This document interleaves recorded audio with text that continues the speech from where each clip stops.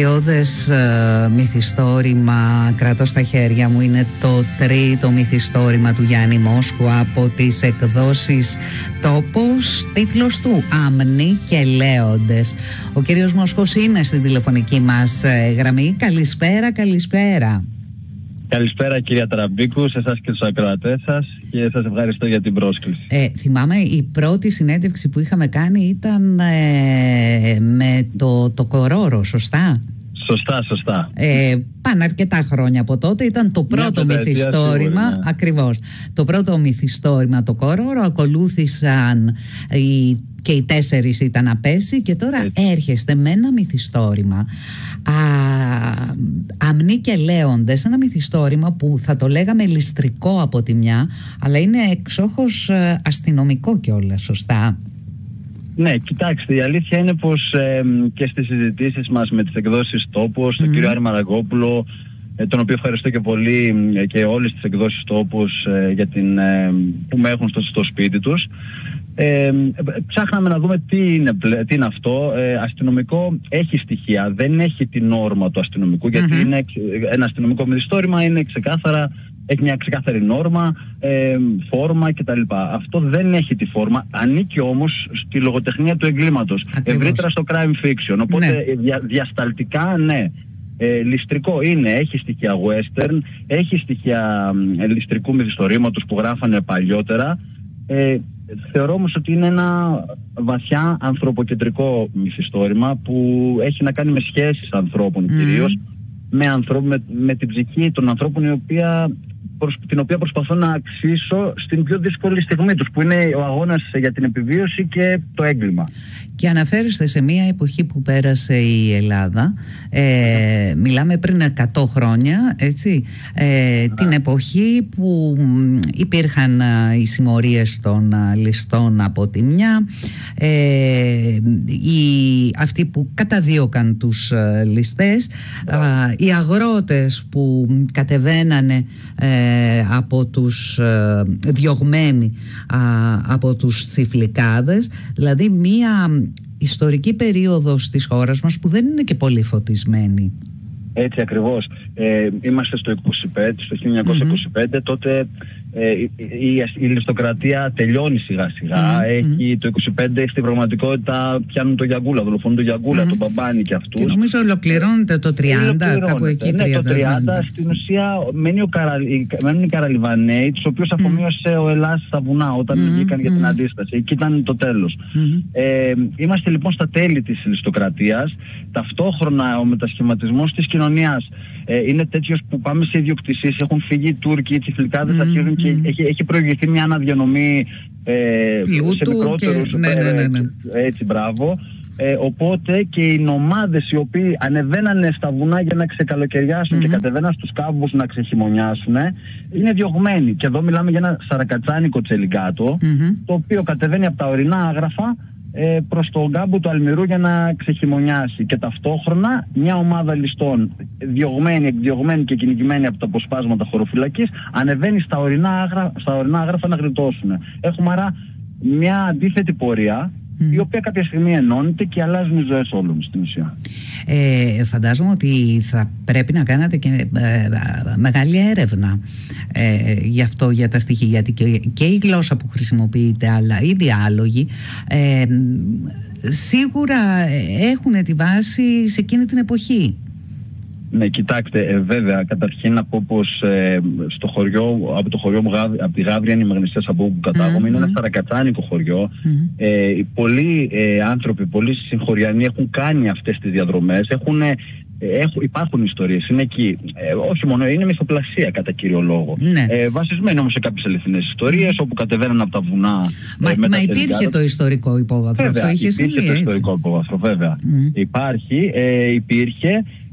Η γλώσσα είναι οικία, γιατί στην επαρχία όπου μεγαλώσαμε δεν έχουν αλλάξει και πολλά πράγματα. Εντάξει, η γλώσσα είναι λίγο κομμένη, που κόβανε τα φωνήεντα κυρίως στην τουρκοκρατία για να μην τους καταλαβαίνουν οι Τούρκοι, και έμεινε μετά αυτό.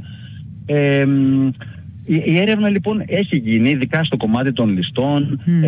Δεν ήθελα να έχω πραγματολογικά λάθη προφανώς. Έχει γίνει μια έρευνα. Βέβαια, εδώ θέλω να πω πως η έρευνα έχει γίνει τόσο όσο. Δεν πιστεύω πολύ στην βαθιά έρευνα. Θεωρώ ότι είναι εις βάρος της μυθοπλασίας και της φαντασίας.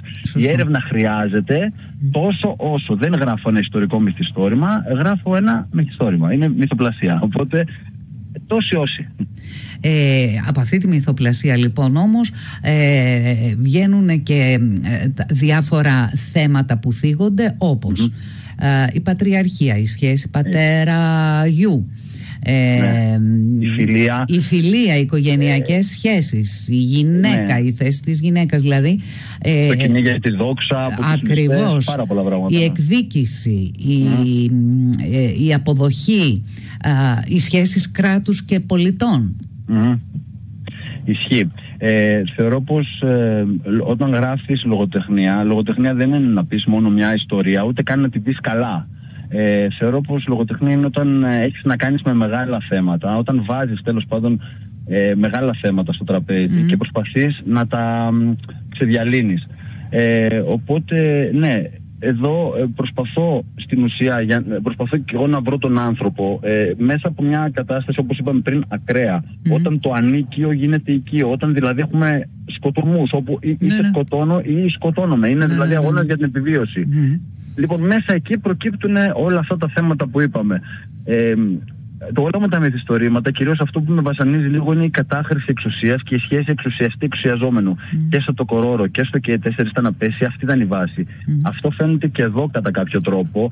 Πώς δηλαδή η αφορμή ήταν η κοινωνική ληστεία, δηλαδή. Η αφορμή του μυθιστορήματος ήταν η κοινωνική ληστεία. Πώς δηλαδή κάποιοι άνθρωποι αναγκάζονται να βγουν στα βουνά και χίλιους δυο λόγους, κυρίως πολιτικούς, επειδή τους κυνηγούσε το κράτος ή αδικηθήκαν ή προσπαθούν να βρουν μια δικαιοσύνη πέρα από τους θεσμούς. Προφανώς ήταν οι περισσότεροι από αυτούς εγκληματίες και σκοτώσαν και ανθρώπους άδικα. Η αφορμή όμως με προβλημάτιζε πάρα πολύ. Είναι ένα βιβλίο με πολλά πρόσωπα μέσα. Δεν θα πω για το τέλος. Παρόλα αυτά αυτό που αφήνεται αφού στον επίλογο είναι κάτι σαν να είναι αυτό που νομίζω ότι σαν να μας κυνηγάει στην Ελλάδα αυτό που έχουμε, δηλαδή οι Έλληνες, αυτό που λέμε ότι μεταξύ μας για ψιλοπίδημα πραγματικά μπορεί να γίνουν τα χειρότερα. Δηλαδή λίγο βγαίνει και η νοοτροπία ή κάτι που υπάρχει βαθύ στο κύτταρό μας που έχει να κάνει με το εγώ μας, δεν ξέρω, σαν να αφήνει κάτι, ότι είναι κάτι που συνεχίζεται στα χρόνια και το συναντάμε και στις μέρες μας. Σωστά το διαβάζετε. Όπως επίσης και το τέλος δίνει, δεν θα το συζητήσουμε. Όχι, spoiler δεν αλλά κάνουμε. δίνει πως υπάρχει μια κοινή μοίρα, δηλαδή. Ναι, αυτό. Ναι. Στην ουσία υπάρχει μια κοινή μοίρα ανθρώπων οι οποίοι μέσα από το μετασχηματισμό της κοινωνίας, μέσα από όλες τις αλλαγές που βιώνουμε ακόμα και σήμερα, έχουμε την τεχνητή νοημοσύνη. Πολλοί θα τεθούν στο περιθώριο. Πολλές ομάδες ανθρώπων θα τεθούν στο περιθώριο, όπως τέθηκαν και τότε. Μείναν στην άκρη. Οι τυφλικάδες κυνηγούσαν τα τσελιγκάτα. Η χωροφυλακή κυνηγούσε τη ληστοκρατία. Τα χωριά κυνηγούσαν τη ληστοκρατία, από πιο πριν ενδεχομένως την εξέθερφαν. Οπότε αυτοί μείναν στο περιθώριο. Η μοίρα τους είναι κοινή. Δεν είναι εχθροί. Μπορεί να φαίνονται εχθροί. Αυτό στην ουσία θέλει να δείξει νομίζω πως είναι η βάση της ιστορίας. Αυτό κυκλοφόρησε, όπως είπαμε, πρόσφατα από τις εκδόσεις Τόπος. Μάλιστα παρουσιάστηκε πριν λίγες ημέρες. Τα επόμενα συγγραφικά σχέδια? Αυτή τη στιγμή δεν έχω κάτι. Γενικά πάντα προβληματίζομαι, πάντα θέλω να γράφω. Μου αρέσει πάρα πολύ η διαδικασία. Σίγουρα θα προχωρήσω σε ένα επόμενο μυθιστόρημα, το οποίο βρίσκεται αυτή τη στιγμή στο μυαλό μου. Δεν έχω ούτε καν μια σημείωση να κρατήσει. Το επεξεργάζομαι. Πρώτα γεννιέται στο μυαλό μου, να σου πω την αλήθεια. Θέλω λίγο να δω την ιστορία σιγά στο μεταξύ. Έτσι, τώρα πρέπει να ταξιδέψει το μυθιστόρημα οι αμνοί και λέοντες. Χρειάζεται και μια γρανάπαυση. Εμείς που είμαστε από χωριό, κάπου μετά από λίγα χρόνια αφήνουμε το χωράφι για γρανάπαυση. Να ρωτήσω κάτι. Το podcast πώς προέκυψε? Το podcast εννοείται το Crime Fiction Explained. Ναι. Κοιτάξτε, τυχαίνει, είμαστε στην Ελληνική Λέσχη Συγγραφέων Αστυνομικής Λογοτεχνίας. Είναι η ΕΛΤΑΛ, η οποία ιδρύθηκε πριν από 15 χρόνια από κάποιες πολύ σημαντικές προσωπικότητες του χώρου, όπως είναι ο Ανδρέας ο Αποστολίδης, ο Φίλιππος ο Φιλίππου, ο Γιάννης ο Ράγκος, ο Βασίλης ο Δανέλης και άλλοι, ο Γιάννης ο Πανούσης, οι οποίοι ιδρύσαν αυτή τη λέσχη. Τελευταία κάνουμε κάποιες προσπάθειες να το κάνουμε λίγο, να ανοίξει αυτό το πράγμα, να γίνουμε, μια εξωστρέφεια προσπαθούμε να βγάλουμε προς τα έξω, κάνουμε διάφορες εκδηλώσεις και από αυτές ήταν το podcast, γιατί σε συζητήσεις με φίλους συζητούσαμε για αστυνομικά μυθιστορήματα και λέγανε, εσύ πού μπορώ να τα διαβάσω αυτά, πού μπορώ να τα μάθω αυτά, τι είναι το hard boiled, τι είναι το whodunit, τι είναι το Latin noir, το Nordic noir, ποιες οι διαφορές. Στο θεωρητικό λοιπόν επίπεδο, οπότε υπάρχουν κάποιοι δικοί του είδους στην Ελλάδα με τους οποίους κάνουμε διάφορες συνεντεύξεις και εξηγούμε τι είναι θεωρητικά το κάθε είδος της αστυνομικής λογοτεχνίας.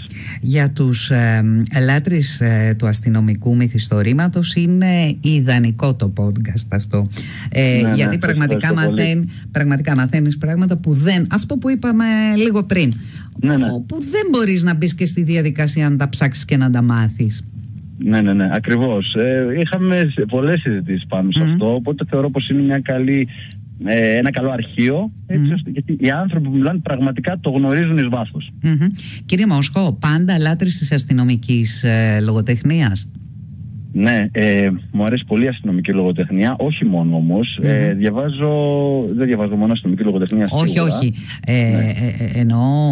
Ευρύτερα το crime fiction, ναι. Το crime μου αρέσει πολύ, γιατί θεωρώ πως είναι ο καμβάς πάνω στον οποίο η ανθρώπινη ψυχή, για να πω και να μιλήσουμε και με όρους χημίας, ξεδιαλύνεται. Γίνεται κομμάτι και μπορεί να τη δεις. Μόνο σε ακραίες συνθήκες. Αυτό είναι το έγκλημα. Ναι. Σας ευχαριστώ πάρα πολύ. Εύχομαι να είναι καλοτάξιδο το βιβλίο. Αμνοί και Λέοντες λοιπόν, τρίτο μυθιστόρημα από το Γιάννη Μόσχο και τις εκδόσεις Τόπος. Και πάλι καλοτάξιδο. Ευχαριστώ πολύ. Σας ευχαριστώ πολύ. Καλή συνέχεια, καλό απόγευμα.